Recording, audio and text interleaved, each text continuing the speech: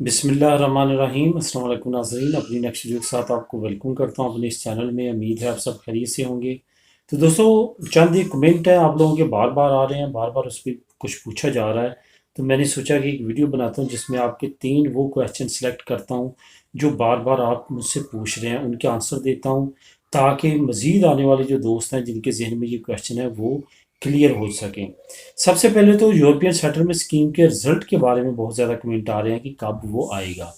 देखें, जो 31 जून को आपको मालूम है कि लास्ट डेट थी।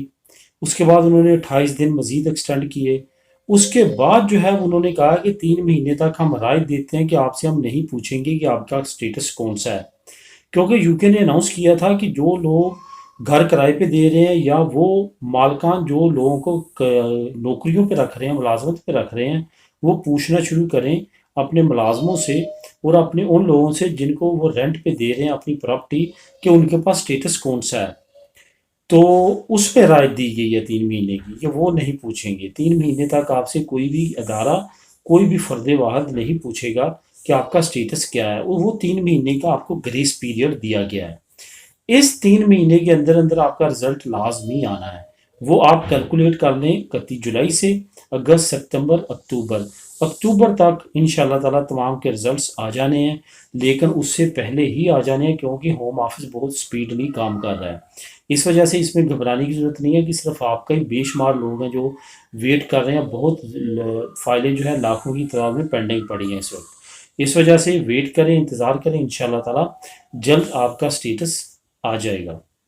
यूरोपियन नेशनलिटी का फ़ायदा कनाडा शिफ्ट होने के लिए, मैं इस पे पहले भी कुछ वीडियो में बात कर चुका हूँ। दोबारा से बताता चलूँ कि यूरोपियन नेशनलिटी का फ़ायदा कनाडा शिफ्ट होने के लिए इससे ज़्यादा नहीं है कि आप वहाँ पे बगैर वीज़े के चले जाते हैं। आपको वहाँ पे 6 महीने की एंट्री, आप 6 महीने रहें, काम नहीं कर सकते, विज़िट भी जा सकते हैं। 6 महीने के बाद दोबारा एग्ज़िट हों, दोबारा जा सकते हैं। आप वहाँ पे रह सकते हैं, खा पी सकते हैं, सैर सपाटा कर सकते हैं, लेकिन काम नहीं कर सकते। काम करेंगे पकड़े जाएंगे, डिपोर्ट होंगे, हो सकता है ताहयात बैन कर दें। इस वजह से आपको अगर वहाँ पे वर्क परमिट लेना है तो उसके लिए आपको एप्लीकेशन देना पड़ेगी, वर्क परमिट तलाश करना पड़ेगा, वहाँ की रेजिडेंसी कार्ड पहले लेना पड़ेगा, फिर आगे प्रोसेस चलेगा। स्पेन नेशनलिटी के या यूरोप के किसी मुल्क की भी नेशनलिटी जो है आपको यहीं तक मदद दे सकती है कनाडा शिफ्ट होने तक के लिए, क्योंकि कनाडा ना तो यूरोपीय यूनियन में ना ही शेंजन में है।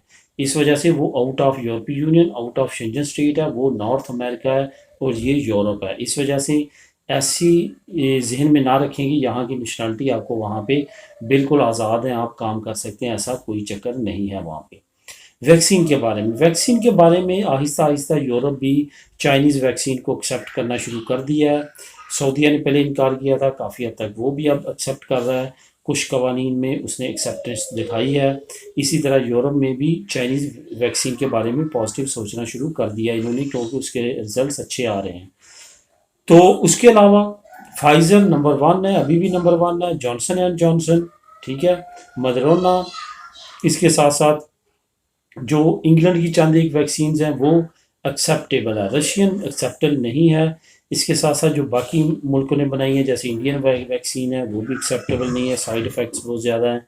तो वो बिल्कुल भी नहीं है ट्रैवल के लिए। वही ट्रैवल के लिए एक्सेप्टेबल है जो WHO और यूरोपियन मेडिसिन एजेंसी से अप्रूव्ड है। तो दोस्तों, ये थी आपके क्वेश्चंस के आंसर। मिलेंगे नेक्स्ट वीडियो में नई न्यूज़ अपडेट के साथ।